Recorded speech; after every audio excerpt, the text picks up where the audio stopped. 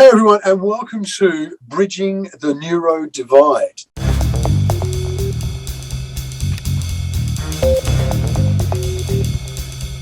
Now, this is a podcast that myself and the amazing Tigger Pritchard are going to be doing together. And we realised, woohoo! We realised there is this neurodivide in the world, and we are two men who really do genuinely respect each other. We've had conversations before. Tigger was amazing and spoke to my daughter when she was struggling to accept being autistic and who she was as an autistic person. And, you know, we spoke on the Grumpy Dads about it. So what we're doing here is we got together, and this is something that we're going to be doing together going forward once a month or so. And we want to just discuss things and take it from the two perspectives, me as a neurotypical person and Tigger as a neurodiverse person. So I'm going to start. I'm going to welcome Tigger. How are you, my man? Absolutely lush as ever, even more so for listening and seeing you. And thanks. I mean, like I said, we both had this idea. Literally, you contacted me and I sat there going, wow, I don't believe this. And I couldn't think of a better person to natter with. This will be fab. This will be lush. And this will, you know, I think help me to grow, you to grow, and I hope others as well. It's just absolutely perfectionly of a moment.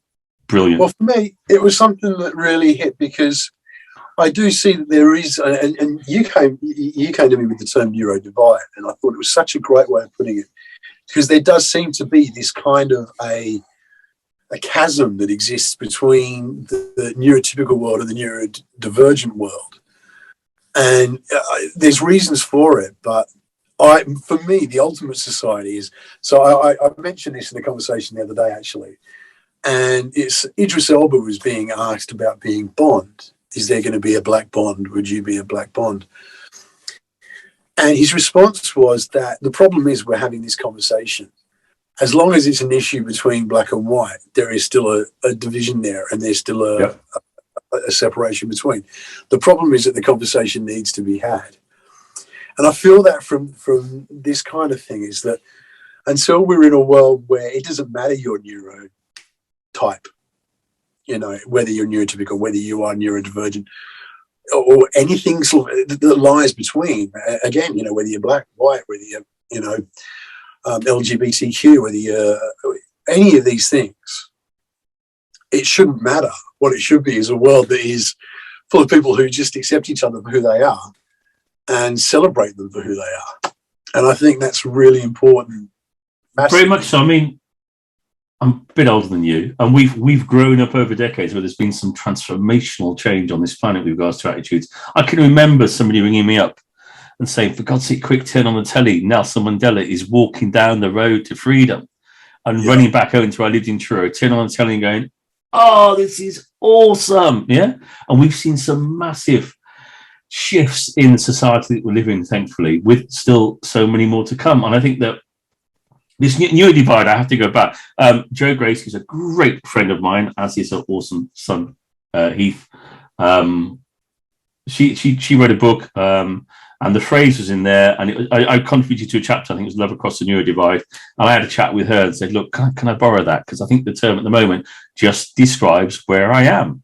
And for me personally, as we discussed, it was, you know, I self-identify as autistic, though, as I think I told you, billions of people say, God, yeah, we knew decades ago. I thought you didn't talk about it. And I'm like, all right, okay, wish you told me. And it makes sense of my whole life now, knowing that I am also autistic. But I think what I have, you know, a communicator and an educator, what do I do for a living? Sometimes the hardest job I have is sitting down with those I know and love and saying, this is why.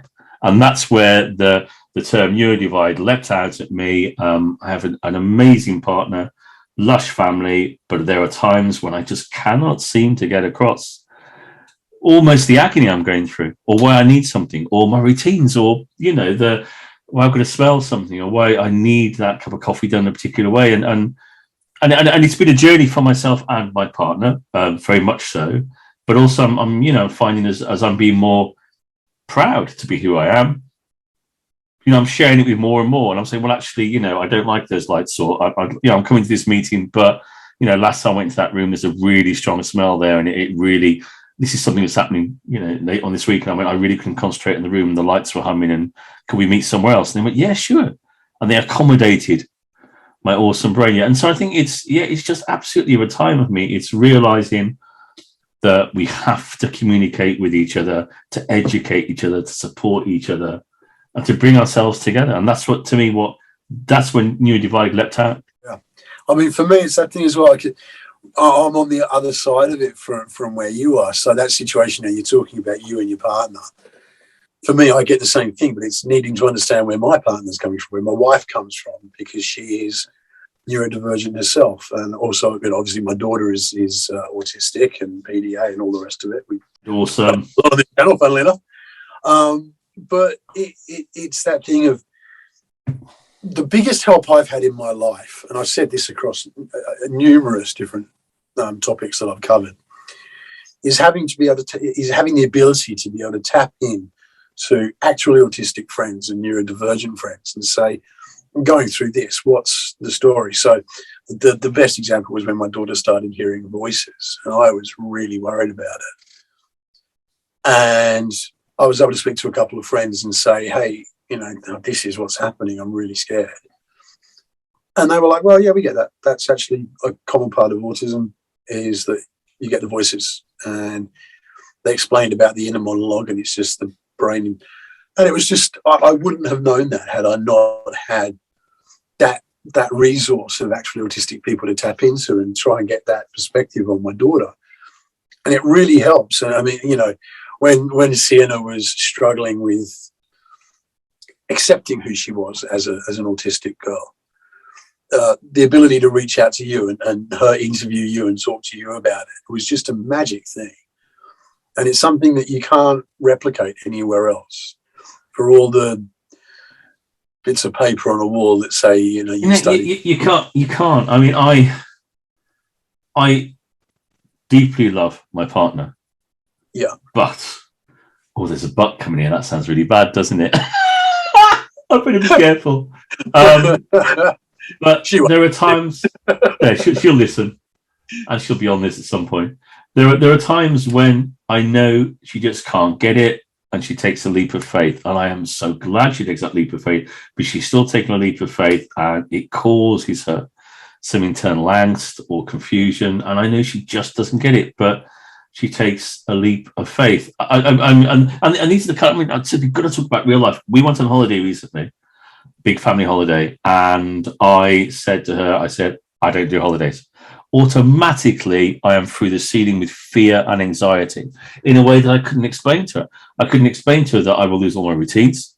I will lose all the familiar stuff around me. I will lose my ability to come back here when I need to come back to my safe space. I might not be able to work, which is something I do as part of my soul. And all of a sudden, my whole world was suddenly chaos. And I knew about the holiday. We booked it almost a year in advance. From the minute we booked it, I was scared. From the minute we booked it, I was thinking, I've got to say something. I can't do this. And then I was thinking, shall I get ill? I don't want to go. And in the end, I had to Tigger up and sit down to her and say, I need to talk to you about the holiday because I'm scared.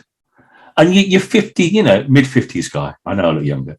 Mid-50s guy. And I'm having to say to my partner, who's a bit younger than me, I am scared of going on holiday. And then she was awesome to listen to me. And I said, this is why. And at some points you can see she's thinking, I really don't get this, but I respect it's coming from him. I respect it's, his brain. I respect why he's saying it. And I then went on to say, and she very beautifully, awesomely said, okay, what do you need in order to make it better? And I was able to reel off, can I have my bike?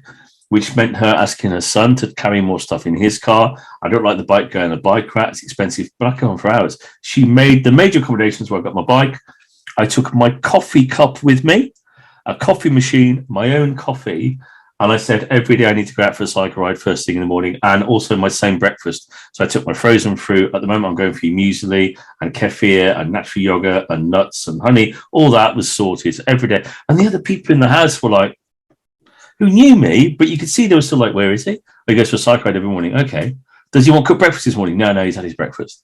But for her, that leap of faith meant that I with a lot of other strategies in place, I went away on the holiday. And but I still feel, as you said about Sienna, there's this bit where you meet your neuro kin. Yeah. And they get it. And that is something I can't describe, because it's like, I can't, it's like a piece of me relaxes, it's like a piece of me feels safe, it's like a piece of me feels at home.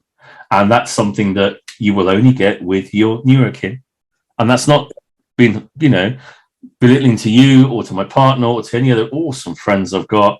It's just one of those things, I'll look and they'll go, yeah, I get it. And that's just heaven. There's something I can't describe about how beautiful it is, how accepting that is, and how calm that is. And when Sienna and I chatted, and I've chatted with other youngsters as well, it's just like, oh, I get that. I need my blue tack. Or I curl up with the dog. Or I talk out loud. I talk to the house. And it's just other people there going, okay, isn't it? Do you see what I mean? And it's that which is... I get it with Sienna in this. She's become very time obsessed. Oh, yeah, time is lush. No, what time are we leaving? So, and then she'll plan it out. I'm going to go and have my shower. So the mornings for school routine has become quite smooth. We used to be a nightmare because we went through this thing where it was like she has to have like a 10 minutes on the loo before she goes to school kind of thing. But she waits, or a minute before we're out the door, and then she suddenly decides now is the time I'm going. But just recently, she's become really time focused, and it's all about, okay, so I'm going at this time, we're doing this, so I can get dressed at this point, and I'll be dressed by this point. Then I can go to the loo, and then we can get in the car, and I know we'll be there by. And it's become a real thing for her. But I kind of get it. I know that's her way of maintaining that inner anxiety. If she's in control of the time, yeah. Focus is perfectly in with PDA.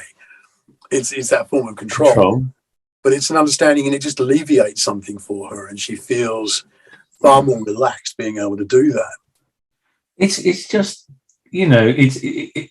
I suppose I don't know if it is easier for somebody who's younger to say, hey, this is me, because I've been masking for most, if not all, of my adult life.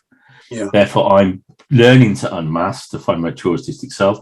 I'm having to turn around to people and say, yeah, I know I was like this, but actually, this is who I am now. And like I said, for it's easy to say, I need this, this, and this, and this. I actually find it really difficult as an older male individual to say, I need my coffee cup, I need my bike, I need my same breakfast cereal. Do you mind? And these are the realities of, these are most of the things I'm sure that she does. That she's an awesome PDO as well. And that I do, they're all around making sense of the world around us, but making it safe. Oh my God, making it safe. Because there's so much battering that goes on outside that door. And also with, some constraints inside here, that anything I can do to make it safer, to reduce my anxieties. And it's, and it's just, it is this Neurodivide. It's getting people to understand. Some will get it, some won't. And it is so difficult at times, so difficult. I think especially if you've been masking for decades as well. I think that's what I'm learning. Right. So I've heard somebody liken it to, coming out as a gay person, sort of opening up and saying, well, this is because I'm autistic and I have these needs. A friend of mine who is awesome, who is superb, who's articulate, who's intelligent, I think he's in their late 20s, who's an educationalist and is afraid of coming out at work as an autistic individual. Think about that. An educationalist in an education setting, it's the 21st century. And we had a phone conversation, and it was, nah, I'm just not ready for this because they're going to treat me differently. And it could affect my job. That's all against the law. This is it. There's this ableism that creeps in there. I was speaking to Bobby, the race car guy, the young lad who races Aston Martins. And he was on a TV show, which is where I sort of came across him, and I reached out and said, hey, would you come on and interview him? We interviewed him with the Grumpy Gits. What an amazing guy. But he, at the end of the episode that he was on, they said he's finding it really hard to get work because he opens up quite readily and says, I'm autistic. It's having a knock-on effects. And thankfully, BT employ him now. And they kind of reached out after the show. And so they kind of arranged that, and massive respect to BT for doing that. But it's this thing where it affects dramatically. You can put all the laws in place, but you can't get past the ism side of things. If somebody's too much work. This is one of my biggest bugbears, and we could have a whole day talking about this one. I respect where everybody's upon their journey, and I hope I try and do this. I try and be very respectful of where parents are, where individuals are, where professionals are, because I've been on a journey and I'm still on a journey too. So I totally respect. If somebody says to me, I really like the puzzle piece, I will talk about it. I'll say, look, would you like to look at this? Have a look at that. I won't, then I'm not talking to you anymore. That's it. I'm off. I want to educate, help, and support, because we've all been on that journey. But the journey of the negative connotations around what it means to be neurodivergent, to be autistic, and so on and so forth, is continually still reinforced by the media, by newspapers, by articles, by publications, by scientists, by training that parents get and professionals get. And this is something I feel so strongly about. Is I very often have professional establishments say to me, oh, we just had, training on autism awareness, and they have no understanding that the training they just had, they might have paid a fortune for it. It comes off the internet, it's OCD accredited and so on and so forth, but it is full of a medical model, outdated, ableistic approaches. But as far as they're concerned, they're getting the most up-to-date information, and it continues that narrative. And that's where so many people are. And that's what cements this neurodivide that we're talking about, because, of course, neurodivergent people are going to then feel isolated and put to one side. And you get that thing where it becomes an us versus them thing. And it really upsets me. It upsets me because I hate that anyone's been put in that situation. But it also makes it presents a challenge for me as a neurotypical person trying to, not be that person and reach out and talk and have friends who are neurodivergent and, be part of this world, that I'm still considered adjacent. I kind of feel, in a way, and it's not the same way, and I understand that, but in a way, it's kind of like being part of that world. I kind of get a taste of what it must feel like for the average neurodivergent person trying to exist in the neurotypical world, because you're always going to be considered that bit different too. Yeah, we need to put together. We need advocates. We need people to support. We need people to understand as we understand, those around us and so on. But I think it's just, I have been challenged recently, and I think I put it on one of my Instagram posts, and it was literally somebody said to me, "We're having none of that autistic stuff around here," and I cannot tell you how devastating that was for my soul. Yeah, because it's I don't know, it's like, think of something that's integral to who you are as who you are, and somebody saying, "I'm sorry, we're not having that." And it's just, even deeper, it's at the core of who I am, from the very base of my cells. It was one of the hardest things to hear. It was devastating. Can you imagine that put into a racial context? Of course, saying, "Oh, we're not having any of that black stuff around here." You'd be hung, drawn, and quartered these days, and rightly so. And I still think, I go back to, I still think that I do think, because of the pandemic, because of Zooms, Teams, and so on, there are so many people like us coming together, talking, exploring, sharing, and educating, and learning, and growing, that there's been a massive sea change of growth, I think, in the past couple of years, especially with the amount of information that people can now access. And again, as a neurotypical, predominant neurotype individuals, professionals, etc., lush for those that put their hands up and go, actually, do you know what? I'm going to really look at what I'm doing. I've got a friend down in the Southwest, awesome professional, and he has said, he actually wrote a post about it. He says, you know what? I'm going to put my hands up and go, I need to rethink, I need to listen more to the neurodivergent community to really look at what I'm doing. That's what we want. That's what we need. That's heaven. Rather than, no, I'm sorry, it's not. It's rather than like PDA. No, I'm sorry, it's not in the DSM, therefore it doesn't exist, and it must be your parenting. No. And I'm sure you've had that, yeah. And you think, no, it's. I get people. I had a guy comment that the PDA was a construct. There was a guy on Twitter who was trying to tell me, trying to go on about this, and it gets so frustrating that no, this is just because it's not in a book. It's scientifically established. It is actually recognised. It's recognised by the National Autistic Society. It's recognised. Yeah, 2015, if memory serves. Yeah, that's it. So these things are there just because it's not in a book. And even then, it's like what got drives me nuts is like 30% of the country here recognise it, and 70% don't. I mean, like I said, you know. I mean, we're going off on one of our tangents, aren't we? PDA, I think it was 2015, the NES did their webpage. They actually built a specific part of their website that said, look, this is PDA. And people go, yeah, right, yeah, but it doesn't. And so there's that wonderful post about, which I won't use what I'll share on some of them, but it's about Pluto being discovered in 1938 by Clyde Trombo, is it? I'm terrible pronouncing names. But it says, I'm pretty sure it existed before then. Well, it did. The term autism wasn't included in the DSM until the 80s. Do you know what I mean? And and this is when I say, okay, if you don't like the term, the title, the label, whatever, but if these approaches work, what are the rights of that person sitting in front of you? Just work with them, learn from them, listen to them and their family. It's all about, I don't know. I mean, the power of these podcasts of ours, I think, will be the fact that, I think we can show struggles. We can show how we resolve our miscommunication, understanding. We can show how painful it can be for both sides, I think. But we can also show the positivity that things are changing. That's exactly it. And I mean, that's the key. And I think that's the reason I wanted to do this with you specifically, is because we both have that belief in the wonderful side of, neuro wonderful kind of thing. And I'm so in for that. Like, that's what we did with the Grumpy Dads. That's what we did with the Grumpy Gits, is taking that sort of what seems to be a very tedious and very heavy area and injecting some light in there and a bit of humour and some fun. Yeah, you got to as well. And I said, the term for me, Neurodivide, came from Joanna Gracie's book, Subtle Spectrum, a little bit of a plug there. And because she'd involved me in the chapter Love Across the Neurodivide about myself and my partner and things we'd crossed early on in our relationship, and are still working through, awesomely so.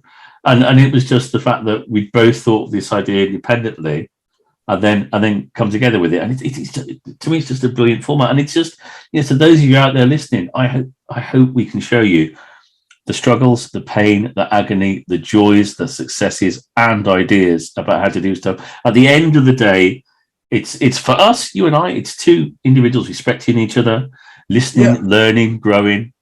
And I may have been involved with neurodivergent individuals for 35 years, I think, professionally or so on.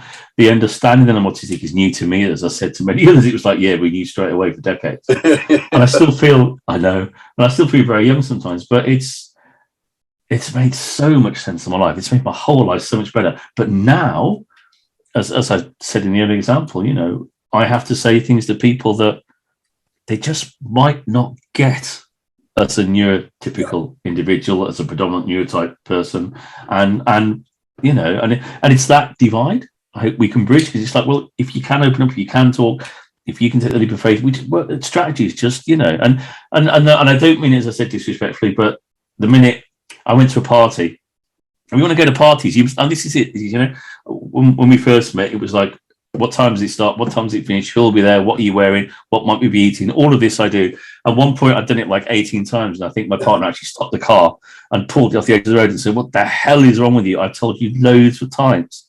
Why, where, when? Why do you keep asking me? And at that point, I was thinking, well, I just want to know. Now I know, because I was scared. I was frightened. I wanted to be as safe as I could and be secure as I could. But we went to a party not long after the lockdowns had eased a bit. And I did all of that. And obviously, she's used to it now. And I was like, and I went to the party. She said, you won't find anybody to talk to, really. Just don't be black and white, you. Where I'll say sometimes things which maybe I shouldn't. We'll cross that one, I'm sure, in the podcast as well. I said some terrible things. And those of you couldn't see that, I'm actually covering my eyes, my hand with my eyes. I've opened my gob and not thought about it many a time.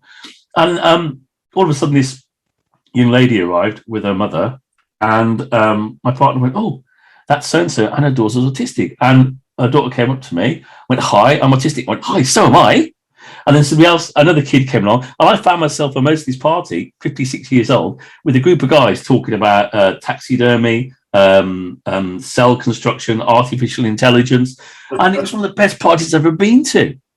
I remember saying to my partner, this is absolutely lush. And she went, you didn't really speak to anybody but those guys. I went, yeah, no, it was heaven. And it was suddenly, no disrespect to anybody else, as there were lovely people there. That sounds really bad, sorry. But I suddenly felt like I belonged. And that there was something there that was just heaven. They find their tribe, and it's a strange phenomenon, but I see it. It's maybe a really bad analogy, and I don't mean it to sound bad, but I think you'll get what I'm saying. I used to see it with my son at nursery school when he was going to nursery. And it was really interesting is that they kind of knew they were the same. Kids going in, they couldn't really speak at that point necessarily. But there was this kind of, you're about the same age as me. You are like me. You have my understandings. And there was a bond there that developed straight away because they're just kids being kids together that you couldn't get as an adult with them. Yeah. It works. Yeah, it does work. And I see it where it makes sense to me that when you meet people who are like yourself, who have those same traits, passions, and it's like a great example is anyone who's into music. If I meet somebody else who's into the Fallen State or Alter Bridge, there's an instant conversation there, and you can that's brilliant. That's it. You know, don't you? You smell. I say to people, "Oh God, that smells right. I can smell it." Yeah. And that's. I mean, I do another podcast with Academy called Especially Interesting, when we develop. People just come on and talk about their favorite passions, and yours is music. And that's when I've said to. I was talking to my partner again. I said she's an actor, and I said when you find someone that's seen a play that you've seen, all of a sudden, boom, and you're off. It's like you're in another universe. I'm like that with Mrs. Pebbles. Mrs. Pebbles or coffee or my geek stuff or science and so on. And boom, and I'm off. But when you meet that brain that gets it, it is some kind of mini delight. And you know what? You don't have to talk sometimes. I've been online with some awesome, with my neuro kin, and we've been doing stuff, and I've been playing on the blue tack and spinning around on the chair, which is a union of mine. Oh, I love it. Because I love spinning on chairs, and there's no pressure for the small talk. Forgive me. There's no pressure for the filling the silences. You just know you can be you, and if somebody doesn't want to talk and just type instead, other methods of communication. We always think talking is the best. It's not in my books. And it's just boom, and that's why when you meet somebody that knows the bands that you like or the aspects of music and stuff, it's some kind of heaven, isn't it? It is, and it's like you become part of this inner sanctum. You make that connection, which is gorgeous. Yeah, it is. Something, we know something not everybody else knows, and it's that kind of a thing. Guitarists are terrible for it because you get 2 or 3 guitarists in a room. It's going to be the most boring evening for anybody else. Those 3 will love it. I mean, I think one of the things is the info dumping bit. As me being me, I'll watch a movie and I'll research the movie, no doubt, before I watched it to make sure it's okay and whatnot. And then I'll be saying, "Oh, do you know how they filmed that scene? Actually, they were going to cast so and so," and it'll be, "Tigger, shut up. All right, sorry, but did you do it? Shut up. Okay, fine." And then I'll get my passions at the moment, and quantum entanglement is a thing of mine, which has been for several years. It's about how 2 objects at either side of the universe can still have a connection, which is, if you want to ponder on that, they can still affect each other, is absolutely phenomenally gorgeous. And wow. And it was I don't know, it was late at night or something, and I was last thing at night, "Dear awesome partner, let's talk about," and she's like, "No, I don't really want to talk about quantum entanglement." And I was like, no, but you've got to, because it is so cool. And she's like, and now I do this, and at some points I'll turn around and I go, "What time do you switch off?" and her and my beloved daughter as well will go, "About half an hour ago." It just sat there, and I'm like, I'm off on this focused info dumping, and there are times when I need to info dump, and it's getting that across to people as well. Is I need to tell you this, and again, I will now say to my partner, "I need to do this beginning, middle, and end. Is that okay?" And you can see her go, "Yes," because it is oh dear God, I've got to listen. Yeah, and it is that sigh. But if I don't do that, I feel almost physically ill, and I can't get that across to her. I don't know if I get it across to you. I don't know if it's physically ill, if it's incomplete, if it's I've got to. And if I can't, I feel anxious. I feel stressed. I get headaches. And I'm thinking, I need to finish this, and I haven't finished it. And it's just, all these things we can explore, in real life, which is just gorgeous. I thought a really cool thing we'll be able to do right now is, as we wrap this up for our first episode and our introduction, is to open up to you guys. So we're going to have a mixture of, neurodiverse and neurotypical people watching this. What are the questions you've got that you'd like us to discuss? I'd love you to pop it in the comments. Excellent. I totally agree. Yeah, talk to us. Put them in. If you've got questions, if there's situations that you're in and you're like, how do you handle this as a neurodiverse person, or how do you handle, doing this as a neurotypical person, living with a neurodiverse person, how do you get across these technical and social challenges and all the stuff that we've been talking about today? But anything beyond that, chuck it in the comments. And what we'll do is we'll give you a shout out on the next episode, unless you say, don't shout me up. We're quite understanding of that too. But we can pop it up there and we'll actually have a go at answering some of these questions and talking about it from, not necessarily answering, but from our perspectives, what we do that helps. And I think that, we can put, if there's any issues that might be, trigger warning based and so on, we can put those out beforehand so people are aware and so on. And I think it is, and I need to learn and to grow, as we all do. And I think please don't be afraid of what you want to ask. I mean, and if it is something deep and personal, it might be something we can, get in touch with separately. But it is, this is a journey of a mindset that's on this planet, And the terms are out there. Sometimes I love them, sometimes I don't. There's neurotypical, there's predominant neurotype, and a few others, and neurokin, neurodivergent, neurodiverse. They're all titles that are understood and yet misunderstood as well. But you've got, two individuals here, just nurturing really, and really happy to explore whatever thoughts or ideas you have. And I think also, and the other thing that will come across with this is, we're both quite prepared to be wrong. And be corrected. Yeah, I am most days. Yeah. It's my default position most of the time, according to my wife. But yeah, we're quite prepared to, explore ourselves. The whole point of this is not just for talking about stuff, but we want to grow from it too. And hopefully you guys will grow with us as the viewers. So we're doing this once a month-ish. It's not really something we overdo. We're just going to, once a month, get together, have a chat, and we'll get it out there. So please, for a start, like, subscribe, ring the bell so that you know when we've got new episodes coming up. But also, please do. And please just pop the comments in the comments if you've got questions for us, anything you'd like us to discuss, and we will try and broach that on the episodes as they come. Thanks so much for joining me, Tigger. It's all right. You stay safe as ever. We will see you again very soon. Fantastic. Bye, guys. Take care. Bye.